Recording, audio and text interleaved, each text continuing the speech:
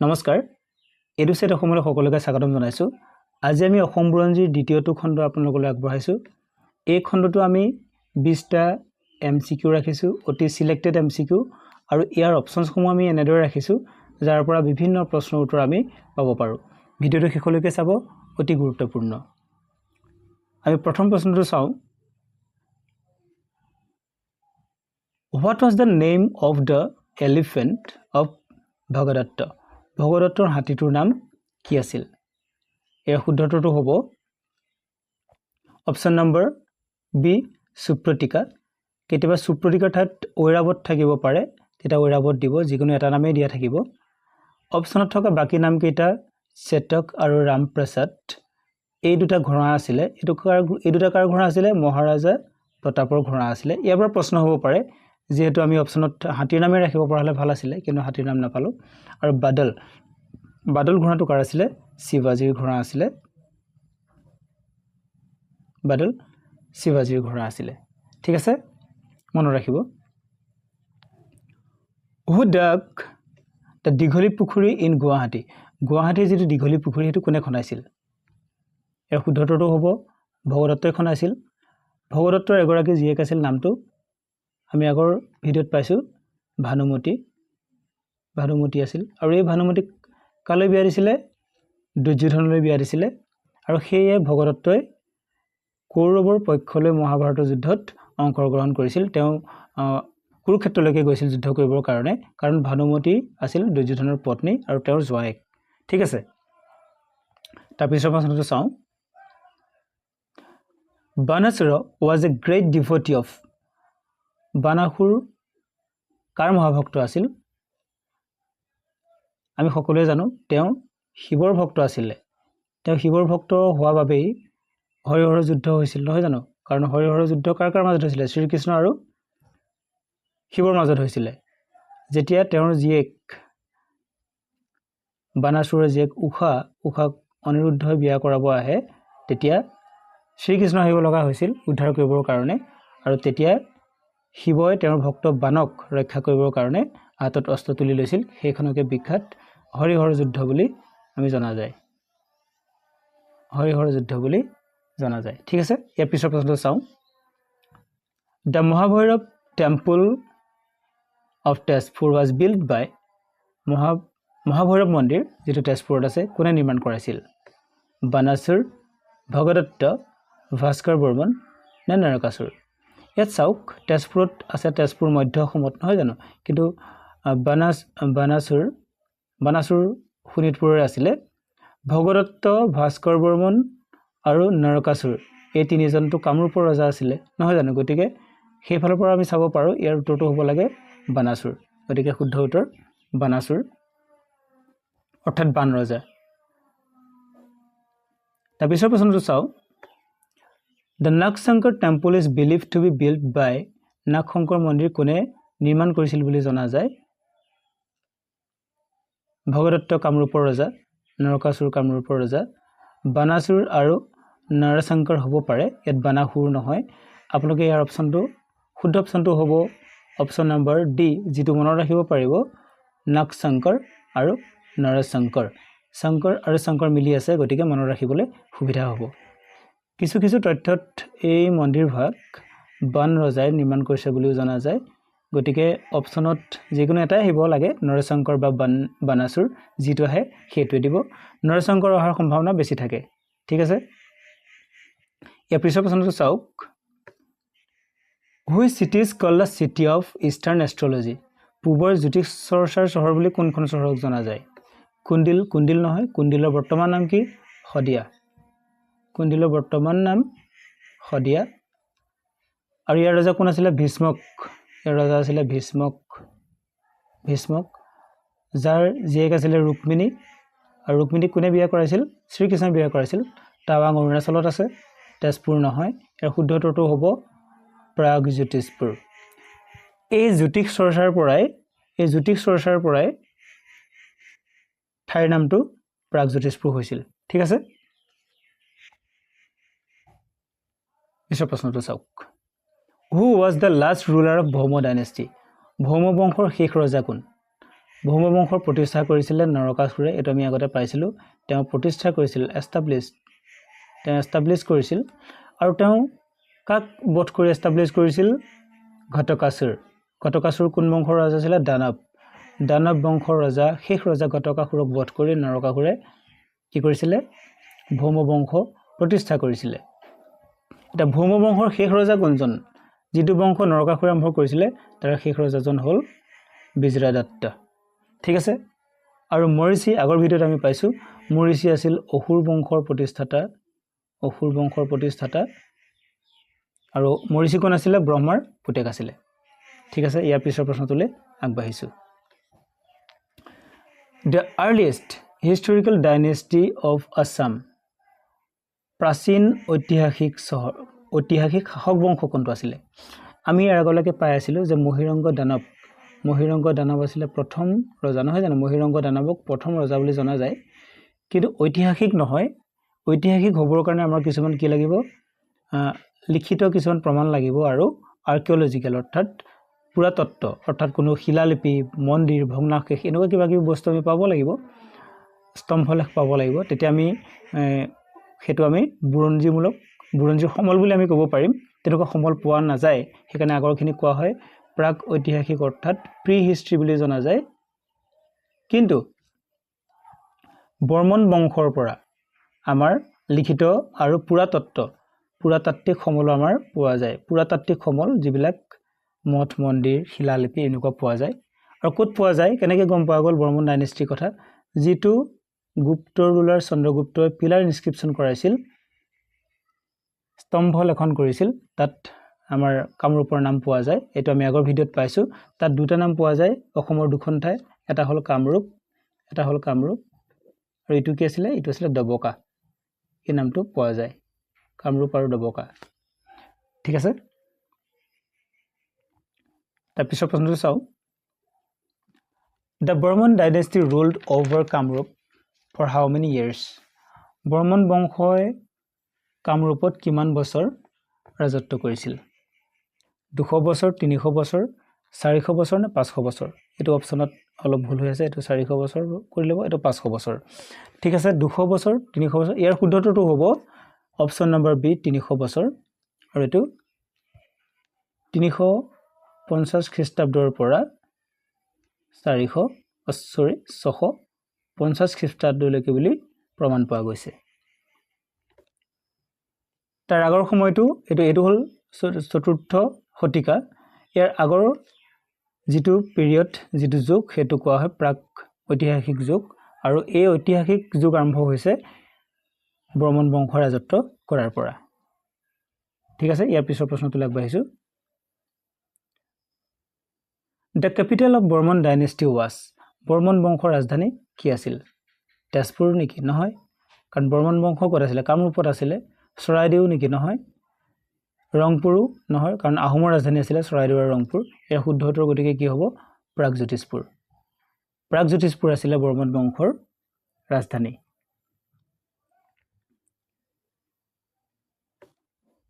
What was the common language of Kamrupa inscription কামৰূপৰ যিবিলাক শিলালিপি আছিল এইবিলাক কি ভাষাত পোৱা যায় সংস্কৃত বাংলা আসামিজ নেপালী এৰ শুদ্ধটো হ'ব সংস্কৃত কামৰূপৰ শিলালিপিসমূহ সংস্কৃত ভাষাত পোৱা যায় পিছৰ প্ৰশ্নটো আগবাঢ়িছো What was the official language of Burman dynasty Barman সকলৰ শাসনকালত ৰাজ্য ভাষা কি আছিল প্ৰথম অপচনটো আছিল Bodo and Assamese and Bangla Pali and Prakrit Kamrupi Prakrit and সংস্কৃত তেতিয়া অসমীয়া ভাষাৰ বিকাশটো হোৱা নাছিল আমি যদি অসমীয়া ভাষাৰ বিকাশৰ সম্পৰ্কে চাওঁ তেতিয়া আমি এটো গম পাম এই শুদ্ধটো হ'ব কামৰূপী প্ৰাকৃত এণ্ড সংস্কৃত ঠিক আছে তাৰ পিছৰ প্ৰশ্নটো চাওক Who is of the following Burman king এটো who is হ'ব লাগিছিল ইয়াত বানানটো ভুল হৈ আছে Who is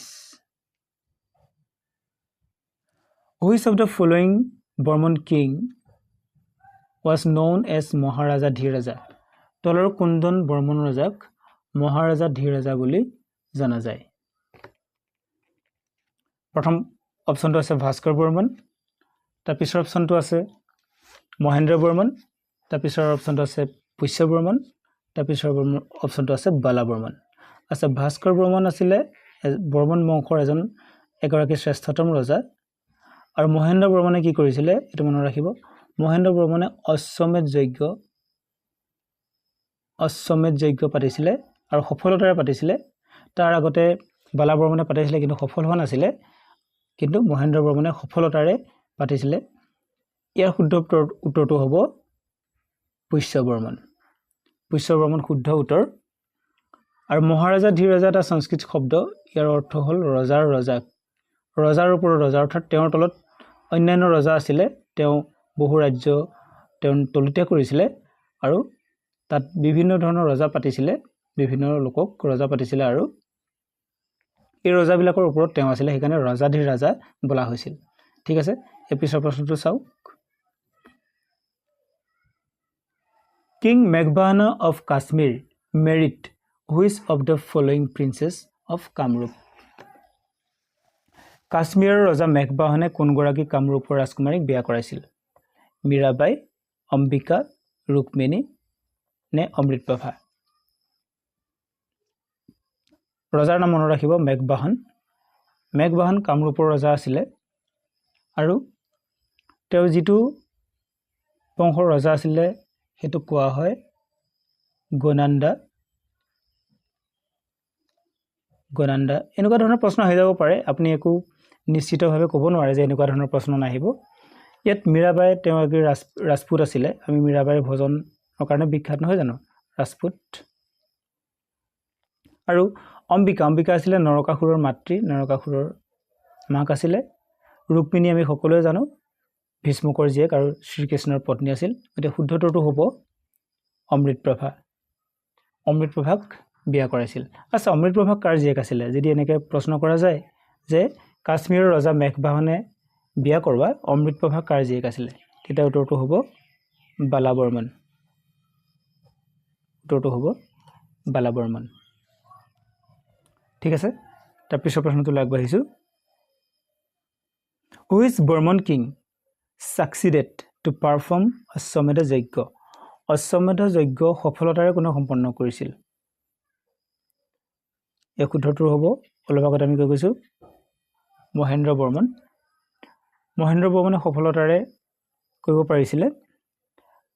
বাকী বালা বৰ্মনে ট্ৰাই কৰিছিলে কিন্তু তেওঁ সফল হ'ব পৰা নাছিলে, যিহেতু অশ্বমেধ যজ্ঞত কি কৰে, ঘোঁৰাটো এৰি দিয়ে আৰু যি ৰাজ্যৰ মাজেৰে ঘোঁৰাটো যায় তাত যুদ্ধ হয় নহয় জানো, আৰু তাত জয়লাভ কৰিলেহে যজ্ঞটো সফল হয়। গতিকে অশ্বমেধ যজ্ঞ সফলতাৰে সম্পন্ন কৰা ৰজাজন আছিলে মহেন্দ্ৰ বৰ্মন, সেইটো মনত ৰাখিব। তাৰ পিছৰ প্ৰশ্নটো চাওঁ আহক। Who was the contemporary of Bhaskar Barman? Bhaskar বৰ্মনৰ কণ্টেম্পৰেৰী অৰ্থাৎ সমসাময়িক কোন আছিলে, একে সময়ৰ কোন আছিলে? এইটো গুৰুত্বপূৰ্ণ প্ৰশ্ন, আহিব পাৰে। ইয়াৰ সমসাময়িক আছিলে হৰ্ষবৰ্ধন। হৰ্ষবৰ্ধন আৰু ভাস্কৰ বৰ্মন দুয়োগৰাকী বন্ধু আছিলে আৰু এওঁলোক দুয়োগৰাকী লগ হৈছিলে ক'ত? নালন্দা ইউনিভাৰ্চিটিত, নালন্দা বিশ্ববিদ্যালয়। নালন্দাৰ কথা আমি জানো, নালন্দা। আৰু তাত হিউৱেন চাং, আমি হিউৱেন চাঙৰ নামটো শুনিছোঁ। হিউৱেন চাঙক লগ পায় আৰু হিউৱেন চাঙক নিমন্ত্ৰণ কৰি থৈ আহে নহয় জানো, ভাস্কৰ বৰ্মনে অসমলৈ তেওঁক নিমন্ত্ৰণ কৰি থৈ আহে। তেওঁ টোকাও লিখিছে, এইটো আমি গম পাইছোঁ। সমুদ্ৰগুপ্ত ৰজা যি এলাহাবাদ ইনস্ক্ৰিপশ্যনৰ লগত জড়িত, এলাহাবাদ যিটো পিলাৰ ইনস্ক্ৰিপশ্যন আছে, স্তম্ভলেখন তাৰ লগত জড়িত। তাৰপিছত ৰজাগৰাকী আছে চন্দ্ৰগুপ্ত টু, দ্বিতীয় চন্দ্ৰগুপ্ত। তেওঁক কি বুলি জনা যায়? তেওঁক বিক্ৰমাদিত্য বুলি জনা যায়, বিক্ৰমাদিত্য, সেইটো মনত ৰাখিব। আৰু তেওঁৰ ৰাজসভাতে কি কৰা আছিলে? নৱৰত্ন, 9গৰাকী পণ্ডিত আছিলে, বৰা মিহিৰ আছিলে, কালিদাস আছিলে, ধনন্তৰী আছিলে। এইটো এই চন্দ্ৰগুপ্ত টুৰ লগত জড়িত, যাক বিক্ৰমাদিত্য বুলি জনা যায়। ইয়াৰ শুদ্ধটোতো হ'ব হৰ্ষবৰ্ধন। আৰু শ্ৰীগুপ্ত আছিলে গুপ্ত সাম্ৰাজ্যৰ প্ৰতিষ্ঠাতা। ঠিক আছে, কিদৰে অসমৰ লগত গুপ্ত সাম্ৰাজ্যৰ ৰিলেট হৈ গৈছে চাওকচোন। এইদৰে প্ৰশ্নবিলাক যদি আমি চাওঁ সোনকালে মনত ৰ'ব। ঠিক আছে, তাৰ পিছৰ প্ৰশ্নটো চাইছোঁ। Hazara Pukhuri of Tezpur bear the memory of which king? কোনজন ৰজাৰ স্মৃতি বহন কৰে তেজপুৰত থকা হাজাৰা পুখুৰীয়ে?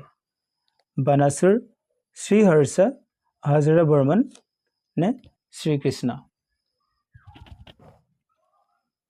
এই শুদ্ধটোটো হ'ব হাজাৰা বৰ্মন। নামটোৰ লগত মিল আছে পুখুৰীটোৰ, হাজাৰা বৰ্মন। তেওঁৰ বৰ্মন উপাধিটো দেখি বৰ্মন বংশৰ বুলি ভুল কৰিব নালাগে। এওঁ আছিলে শালস্তম্ভ, অৰ্থাৎ শালস্তম্ভ বংশৰ ৰজা আছিলে। আৰু এই বংশটো কোনে প্ৰতিষ্ঠা কৰিছিলে? শ্ৰীহৰ্ষই শালস্তম্ভ বংশ প্ৰতিষ্ঠা কৰিছিলে। ঠিক আছে, তাৰপিছৰ প্ৰশ্নটোলৈ আগবাঢ়িছোঁ। Which of the following kings built his capital on the bank of Brahmaputra and named it Durjaya? কোনজন ৰজাই তেওঁৰ ৰাজধানী ব্ৰহ্মপুত্ৰ পাৰলৈ তুলি আনিছিল আৰু নাম দিছিলে দুৰ্জয়া? নাম দিছিলে। সেইজন কোন আছিলে? সেইজন হ'ল ৰত্নপাল। পাল বংশৰ এগৰাকী ৰজা ৰত্নপালে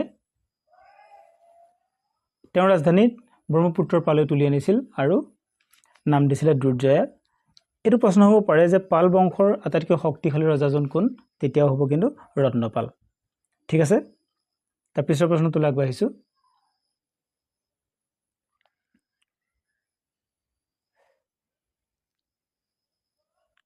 হুইচ পালা কিং, এইটো স্পেলিংটো ভুল হৈ আছে, হুইচ হ'ব এইটো। Which Pala king shifted his capital from Durjaya to Kamarupa Nagara? ইয়াৰ আগত আমি পাইছিলোঁ দুৰ্জয়ালৈ কোনে আনিছিলে ৰাজধানীখন? ৰত্নপালে আনিছিলে। এইবাৰ সুধিছে দুৰ্জয়াৰ পৰা কামৰূপ নগৰলৈ কোনে স্থানান্তৰ কৰিছিলে? এই শুদ্ধটোতো হ'ব ধৰ্মপালে পুনৰ ৰাজধানীখন স্থানান্তৰ কৰে কলৈ? কামৰূপ নগৰলৈ। The name of the ambassador sent by Bhaskar Burman to Harshvardhan, ইয়াত হাৰটো এনেই লাগি আছে। হৰ্ষবৰ্ধনৰ ৰাজসভালৈ ভাস্কৰ বৰ্মনে পঠোৱা কটকীগৰাকীৰ নাম কি আছিলে? ইয়াৰ শুদ্ধটোতো হ'ব হংসবেগ। হংসবেগ নামৰ এগৰাকী ব্যক্তিক পঠাইছিলে ৰাজদূতক। মেগাস্থেনিছ এগৰাকী গ্ৰীক আছিলে আৰু তেওঁ এখন গ্ৰন্থ লিখিছিল কি? ইণ্ডিকা।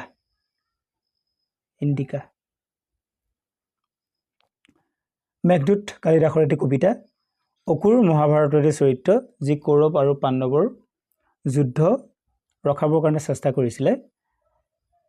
এই যে হংসবেগ নামৰ এগৰাকী দূত গৈছিলে হৰ্ষবৰ্ধনৰ ৰাজসভালৈ, এইটো আমি ক'ত পাওঁ? বানভট্টৰ হৰ্ষচৰিত নামৰ গ্ৰন্থত এই কথা উল্লেখ আছে। ঠিক আছে, আজিৰ ভিডিঅ'টো ইমানে আছিলে। যদি আপোনালোকে ভিডিঅ'টো ভাল পাইছে, লাভ হোৱা বুলি ভাবিছে, এটা লাইক কৰিব আৰু আমাৰ চেনেলটো ছাবস্ক্ৰাইব কৰিব। ধন্যবাদ।